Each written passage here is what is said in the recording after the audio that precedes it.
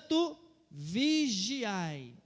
Antes de eu seguir o texto, eu vou fazer isso aqui, não é porque eu gosto não, é só para você ficar mais esperto. Olha para a pessoa que está mais perto de você, aí do seu lado, ou atrás de você, e diga para ela, vigia, irmão. É uma expressãozinha comum entre os cristãos, né? Os crentes especialmente. O crente diz muito para um para o outro, vigia, crente, né? Vigia. É claro que muitas vezes eles dizem num outro sentido, né, figurado, mas a palavra de hoje tem tudo a ver com a vigilância, tá? Vamos lá, 42. Portanto, vigiai, porque não sabeis em que dia vem o vosso Senhor. Mas considerai isto: se o pai de família soubesse a que hora viria o ladrão, vigiaria e não deixaria que fosse arrombada a sua casa.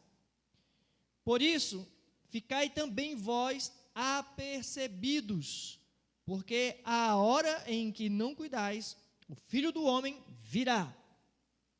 Quem é, pois, o servo fiel e prudente a quem o Senhor confiou os seus conservos para dar-lhes o sustento a seu tempo?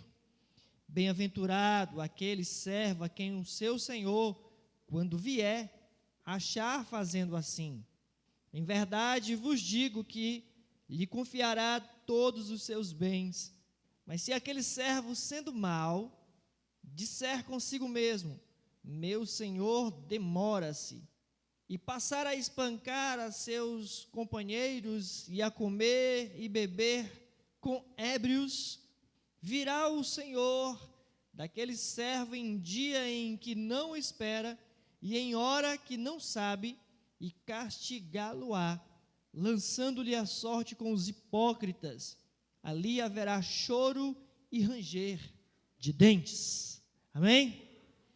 Fortíssimo. Vamos orar.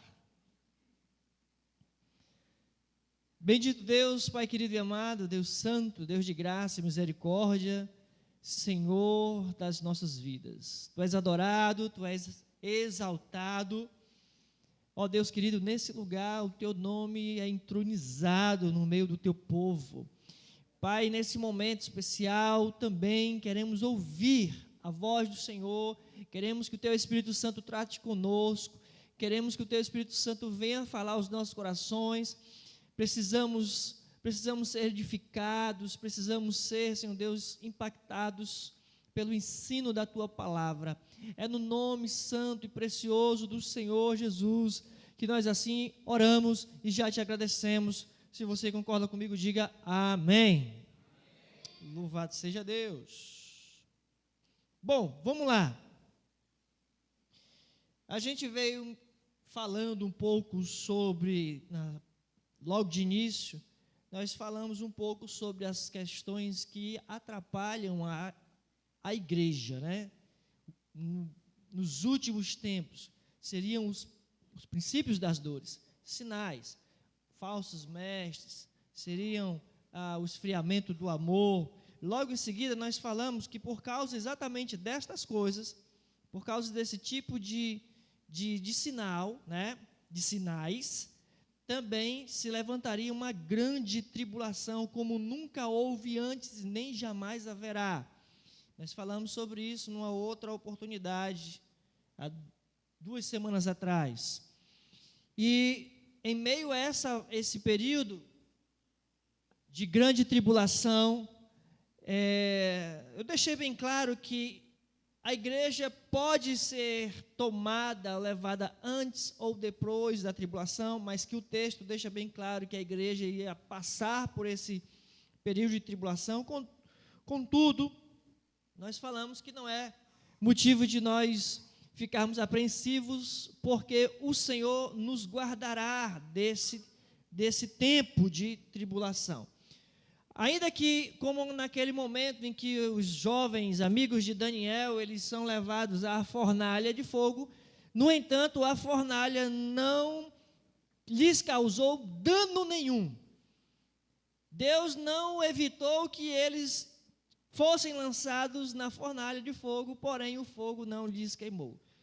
Se Deus permitir e quiser que passemos pelo período de grande tribulação, passaremos, porém não nos causará nenhum dano. Semana passada nós falamos então da vinda, propriamente dita, da vinda, a segunda vinda do Filho do Homem, que vem com poder e muita glória.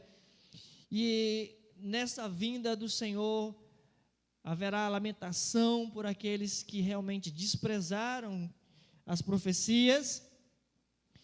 Porém, também há uma certa mensagem da parte de Cristo, no sentido de que exige de nós vigilância. E aí, exatamente hoje, nós vamos falar sobre vigilância. Porque se o crente ficar ali meio que cochilando espiritualmente falando, né? O crente ficar ali meio que anestesiado espiritualmente falando, se o crente se cansar espiritualmente falando, ele pode simplesmente ficar realmente despercebido quanto à vinda do seu Senhor. Quando eu digo despercebido, não é que a gente está... não é no sentido de que a gente tem que ficar com os olhos atentos. Nem sabia, chegou. Não é nesse sentido. É na vigilância de estarmos preparados, aguardando a vinda do Senhor. É exatamente o tema, eu coloquei como tema da mensagem de hoje. Preparados para a vinda do Rei. Eu e você precisamos 24 horas por dia estarmos preparados para a vinda do Rei. Portanto, se ninguém, porque na semana passada nós deixamos em claro, ninguém sabe o dia nem a hora que virá o Rei, somente o Pai para seu exclusivo conhecimento, somente Ele sabe o dia e a hora. Portanto, se ninguém mais do que Deus conhece o dia e a hora da vinda do Cristo, toda a vida aqui na terra, todo ser vivente aqui na terra deve estar preparado. Olha para o irmãozinho que está do seu lado aí, para ele não dormir, para ele ficar esperto, vigilante, diga para ele assim, te prepara para a vinda do Rei. Te prepara, você que está nos assistindo aí pelo YouTube, te prepara para a vinda do Rei, ele virá. Então, todo ser humano precisa estar preparado, principalmente o crente, preparado constantemente para essa vinda. Porque é uma certeza. Como eu falei na semana passada, ele disse que viria, como um bebezinho, como diz o profeta Isaías, um menino nos nasceu, um filho se nos deu. E ele veio, nascido da Virgem Maria. Ele veio, nasceu, cresceu, ele disse que morreria, morreu. Disse que ressuscitaria e ressuscitou. Disse que ia voltar para o Pai e foi. E disse que voltaria para nos buscar. Pode esperar. Disse que ia enviar o seu Espírito, enviou. E, portanto, também disse que voltaria. Então, espere, porque ele vem. No verso 42, Jesus, então, diz o seguinte: portanto, vigiai. Portanto, vigiai, porque não sabeis em que dia vem o vosso Senhor. Portanto, vigiai. Ou seja, embora a ênfase aqui da palavra vigiai está colocada sobre a vinda de Jesus, como nós falamos aqui, logo em seguida a grande tribulação, como nós falamos, a advertência aqui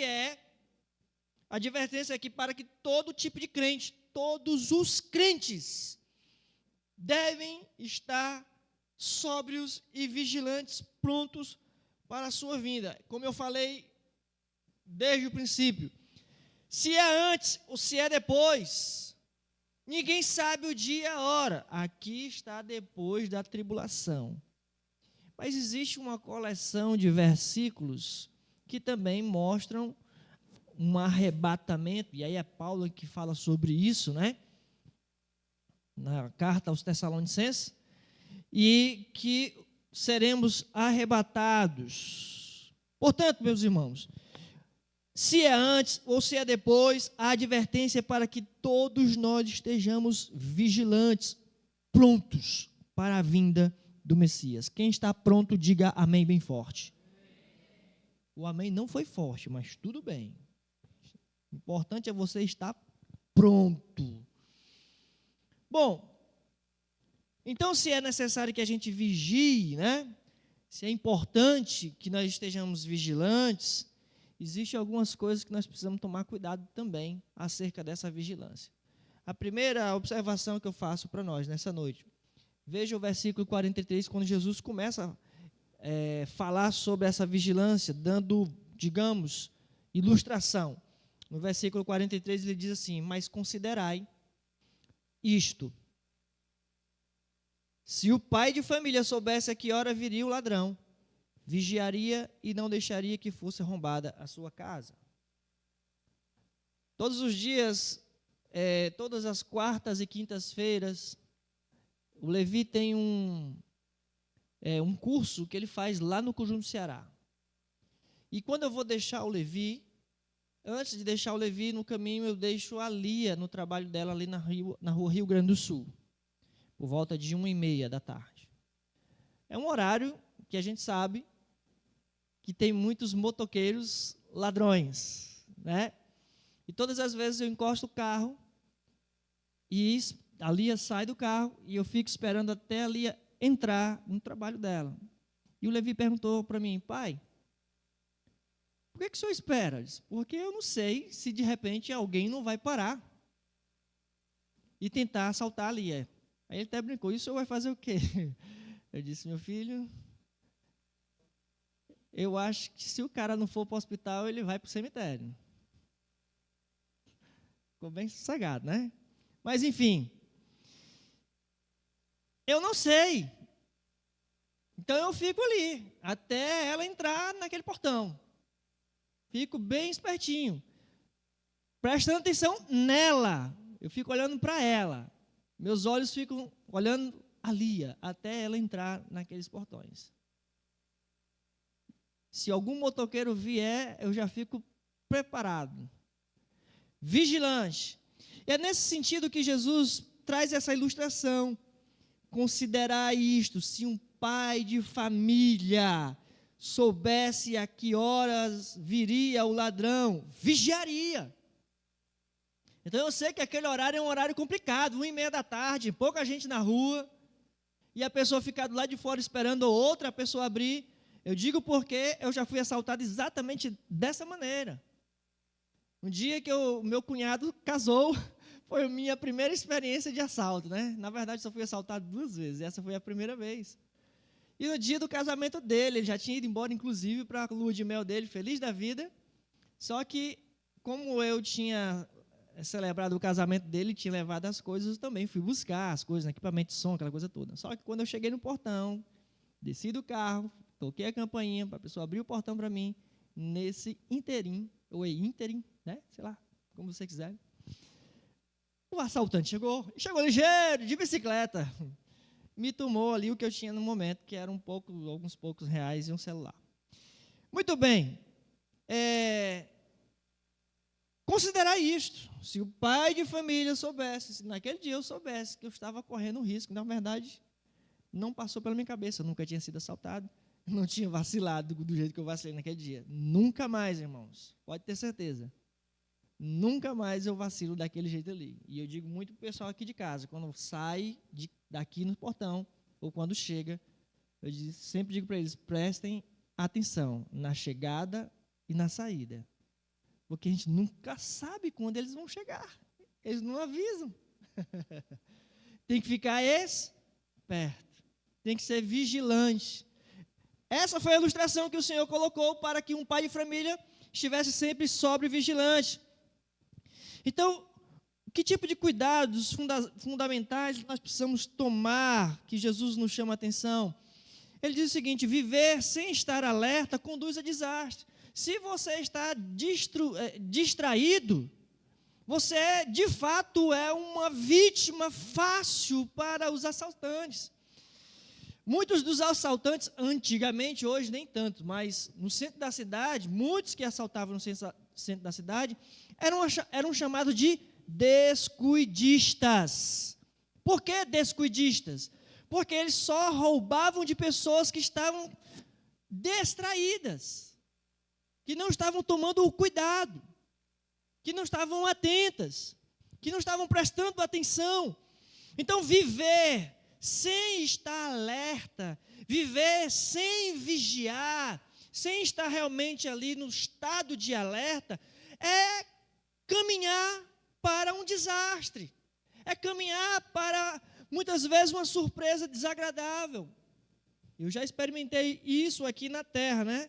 Então, o ladrão não manda notícia, no sentido, tal dia vou visitar vocês e levar tudo de vocês.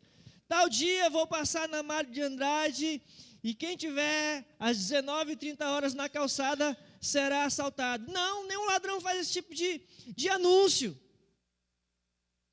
Eles não avisam. Ladrão não envia recado quando ele realmente pensa em assaltar. Quando ele quer fazer ali cometer o seu crime, né? A sua arma principal, né? A carta na manga é exatamente a surpresa. E diga-se de passagem, que surpresa desagradável para quem não está vigiando. Para quem não está vigiando. Igualmente, Jesus pega essa simbologia, né, essa pequena parábola, se assim posso dizer, essa comparação. Se um pai de família soubesse a que hora viria o ladrão, vigiaria e não deixaria, ou seja, não seria pego de surpresa, não permitiria que fosse arrombada a sua casa, não permitiria que ele sofresse algum dano. Portanto, o dono da casa, nesse sentido, o dono da casa que tem coisas valiosas, como a Lia é muito valiosa para mim, mantém constantemente a vigilância. Você entende? A sua vida é preciosa para você, sim ou não, irmãos? A sua vida é preciosa para você, sim ou não, irmãos? O céu é precioso para você, sim ou não, irmãos? Então preste atenção para ninguém roubar isso de você. Fique esperto para ninguém roubar isso de você, manter uma vigilância constante. Pai de família aqui, na verdade, sendo precavido, sendo alguém vigilante, pronto, ele evita perdas e prejuízos. A vigilância evita perdas e prejuízos. Espiritualmente falando, e eu poderia esticar isso, abranger isso a várias outras áreas das nossas vidas. A várias outras áreas das nossas vidas. Quantas e quantas pessoas, por causa de distração, perdeu um bom negócio, sei lá, por uma distração, perdeu o celular, deixou em algum lugar, acabou, perdeu, foi embora, já era. Por causa de distração, muitas vezes caiu numa bicicleta, teve um acidente, bateu o carro. Eu bati o carro uma vez por uma distração. Eu entrei num posto de gasolina e fui abastecer o carro. E chegando lá, a frentista disse, não tem gasolina. E eu só fiz meter uma ré e todo mundo fazendo zoar dentro do carro. Eu engatei uma ré e comecei a dar uma ré sem nem olhar. Pá, parei em cima de um poste. Prejuízo. Dano. Por quê? Porque eu não olhei. Porque eu não prestei atenção. Eu diria que é uma lei, irmãos. É uma regra. Se nós não vigiarmos, a gente vai ter prejuízo. Portanto, a vigilância, ela realmente evita perdas e prejuízos em todos os aspectos das nossas vidas, especialmente no contexto prejuízo espiritual. Então, o crente, ou os crentes, né, Os crentes têm menos justificativas para a falta de cuidado, meu irmão. Ou seja, eu e você não temos justificativa. Pastor, relaxa. Não, irmãos, não relaxa. O crente não tem justificativa para a falta de cuidado. Não tem. Sabe por quê? Porque no caso de um pai de família, ele não é avisado quando que o ladrão vem. Então ele tem que ficar esperto. Mas Jesus está te avisando, eu vou voltar. E aí, não tem justificativa. Não tem desculpa. Jesus disse, eu voltarei. Crente não tem desculpa. Crente nenhum tem desculpa. Porque Jesus disse que voltaria. E ele voltará. Portanto, amados, eu e você devemos lembrar, isso é importante, devemos lembrar que aguardar, a vinda do Senhor Jesus Cristo, enquanto eu e você esperamos a vinda do Senhor Jesus Cristo, esse aguardar não é um aguardar por medo de ir para o inferno, medo de ser castigado, um medo por apreensão, coisas desse tipo. Pelo contrário, o nosso aguardar a vinda do Senhor Jesus Cristo trata-se exatamente de um anseio, de uma expectativa, de um advento glorioso e alegria. Porque quando Jesus voltar, irmãos, não há morte, choro, morte.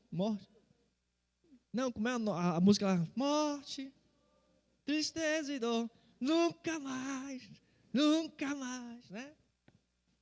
Morte, choro, tristeza e dor, nunca mais.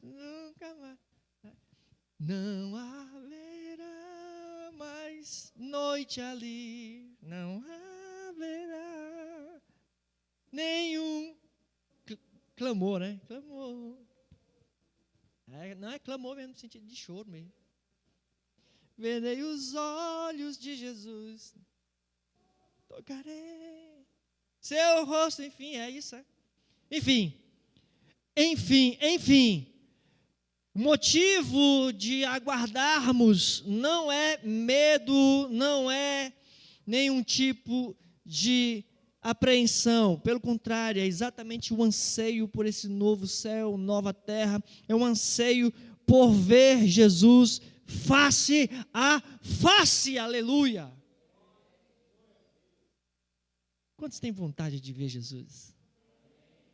Ah, como eu quero ver Jesus. E as pessoas perguntam assim, quando chegar lá no céu, quem é que você quer primeiro ver, né? Aí alguém pensa, eu quero muito ver o apóstolo Paulo. Aí o outro diz, eu queria muito conhecer o profeta Elias. A primeira pessoa que eu vou procurar lá no céu é Abraão. Aí os mais brincalhões vão dizer assim, eu quero conversar com Adão e Eva. Eu quero ver Jesus, meu Salvador. Meus amados, uma outra observação que faço, no verso 48, vamos lá. Estou falando sobre a necessidade de vigilância. Jesus fala sobre a necessidade de vigilância. Aguardamos a vinda do rei.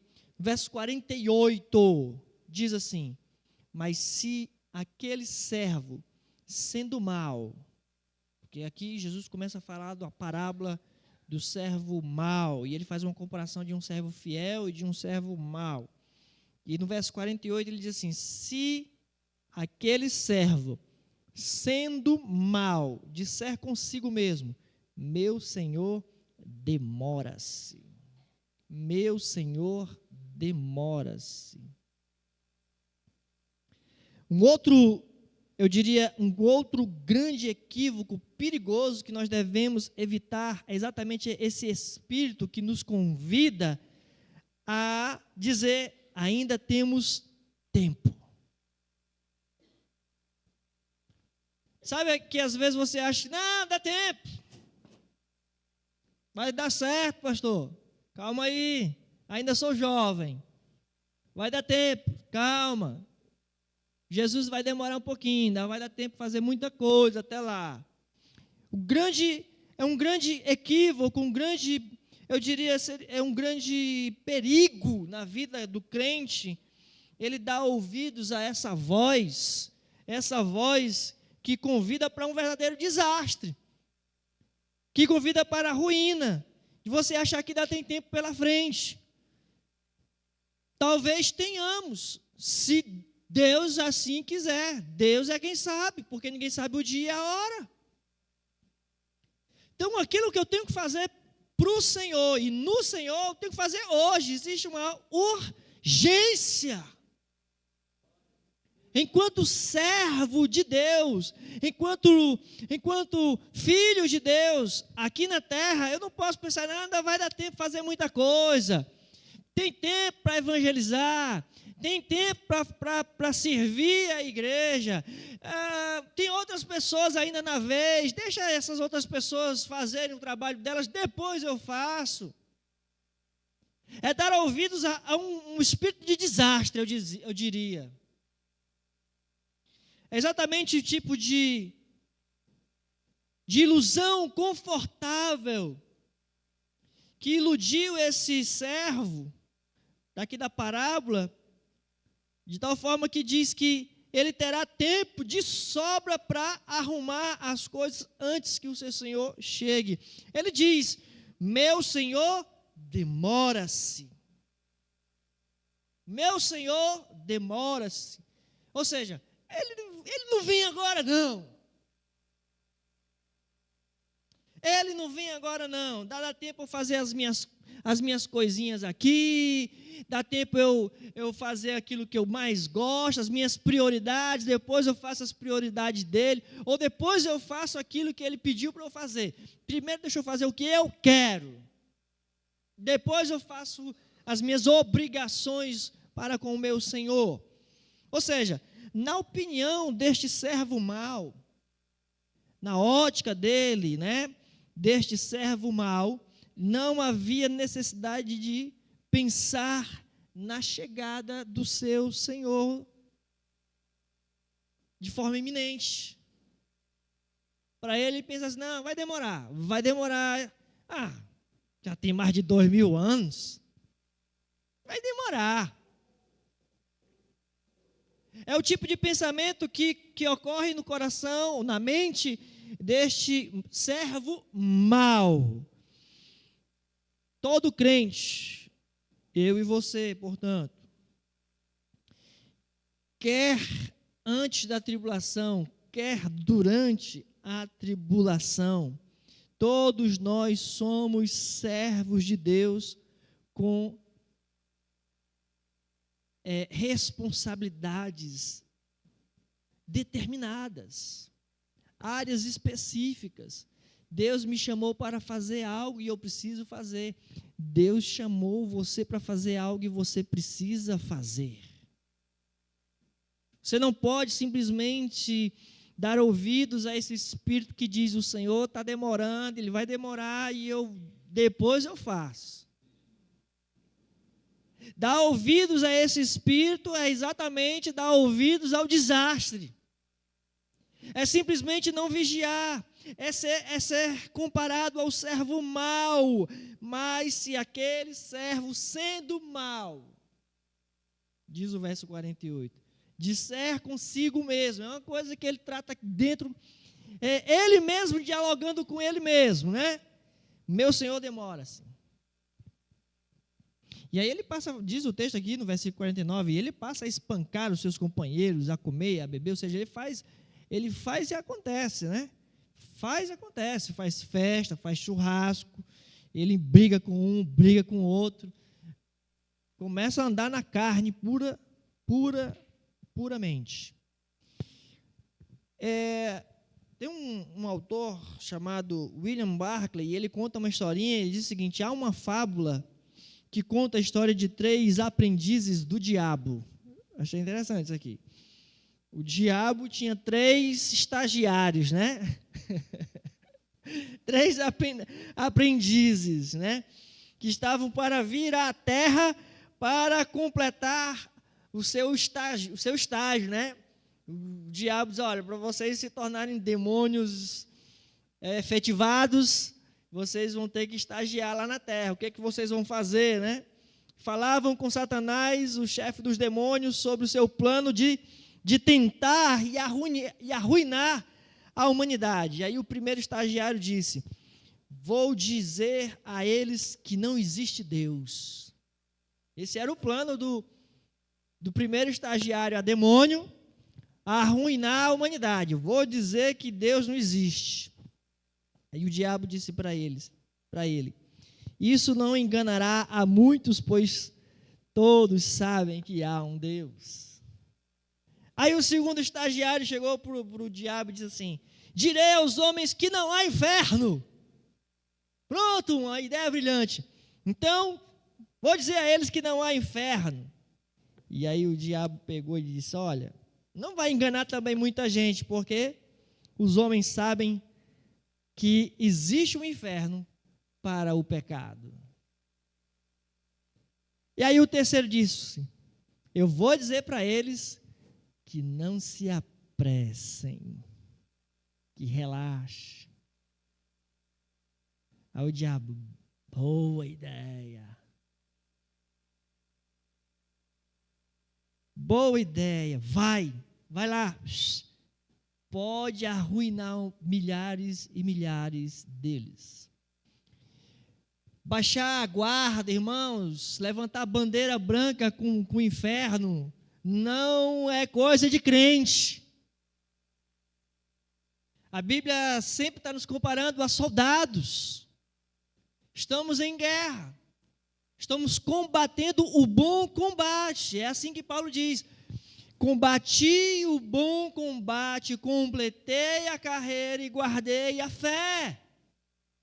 O crente não pode relaxar, o crente não tira férias, o crente não tira feriado. O crente não tira folga. Você é crente 24 horas por dia, todos os dias do mês e do ano.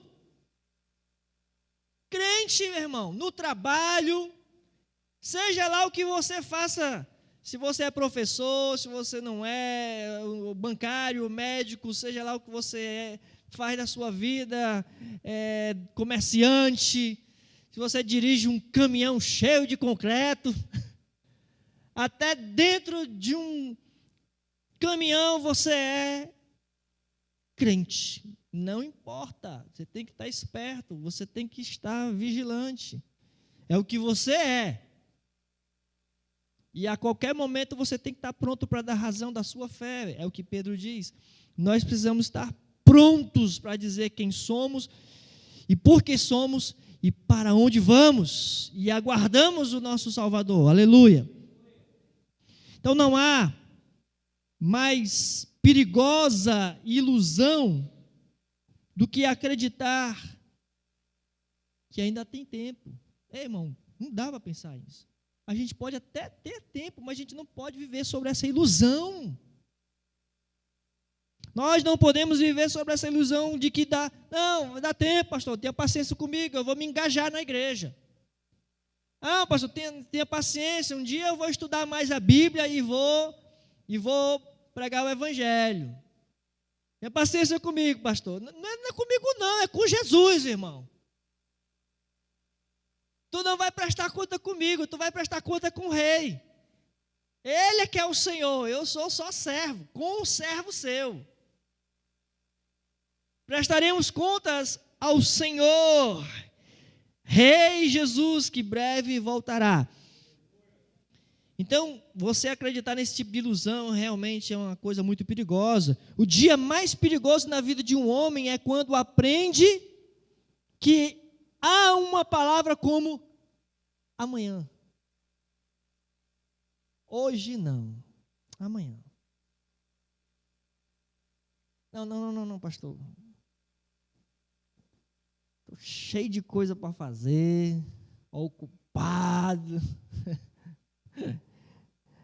Depois, Há coisas que não se podem adiar, irmãos. Tem coisas que não dá para a gente deixar para amanhã, tem que ser hoje, porque ninguém sabe se virá esse amanhã. Ninguém sabe se o amanhã virá.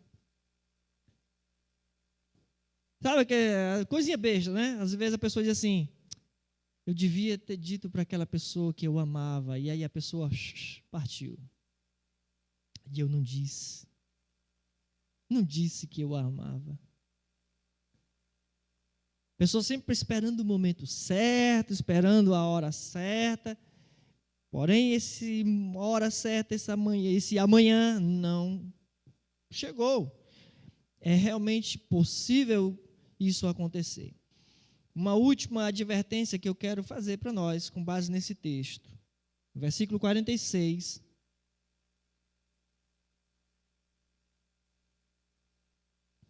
Diz assim, bem-aventurado aquele servo a quem o Senhor, quando vier, achar fazendo assim. Você ouviu? Amém? Bem-aventurado aquele servo a quem o Senhor, ou melhor, a quem seu Senhor, quando vier, achar fazendo assim. Ou seja,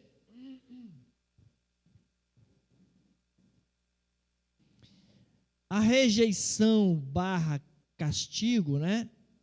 Porque o servo mau será rejeitado, como a gente viu aqui nos versos 50 e 51. A rejeição / castigo se apoia em fracassar no cumprimento do dever. Quando eu não cumpro o meu dever, quando eu não cumpro o meu chamado, a tarefa para a qual fui designado fazer, sofro castigo, sofro consequências.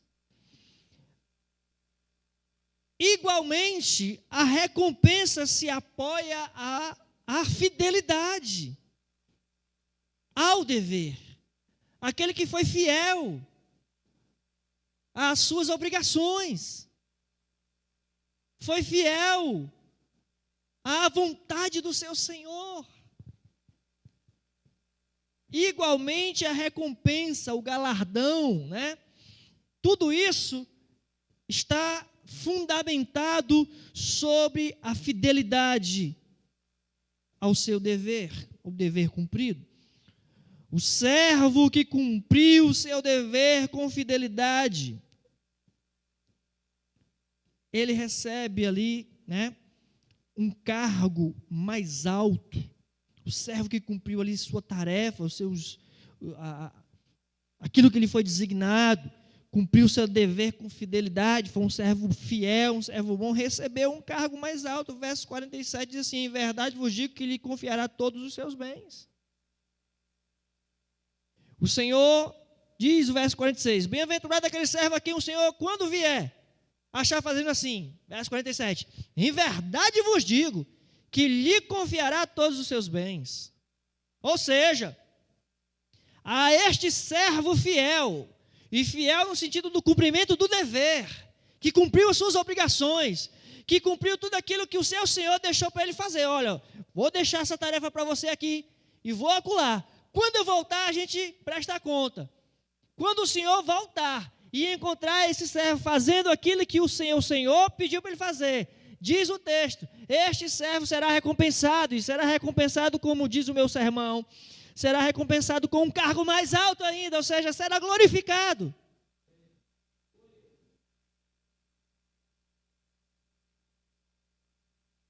O servo fiel e prudente que foi colocado por seu Senhor sobre os outros servos da casa. Ele desempenhou fielmente as suas obrigações, ele fez o que o seu Senhor ordenou. Você tem feito o que o Senhor ordenou você fazer, irmão? Não me responda, é só para você refletir.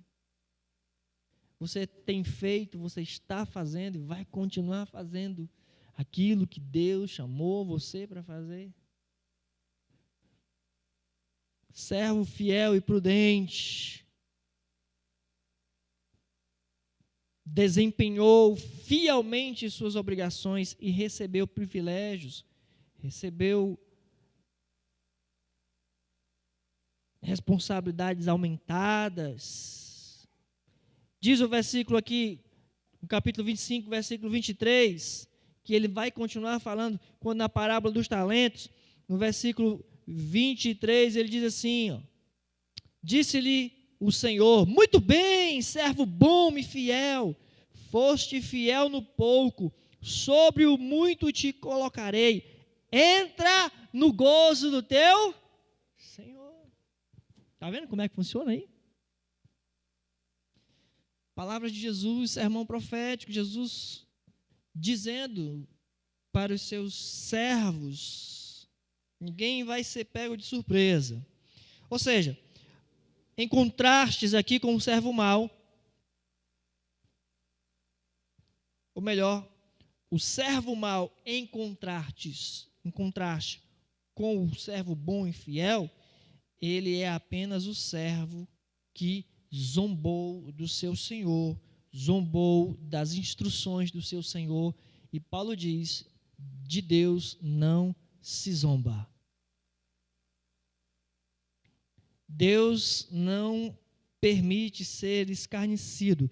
Este servo mau, ele simplesmente zomba das instruções do seu Senhor e assume ele mesmo a autoridade.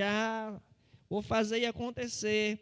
Verso 49, passou a espancar os seus companheiros, a comer e a beber com ébrios. Você sabe o que é ébrio, irmão? Bêbados.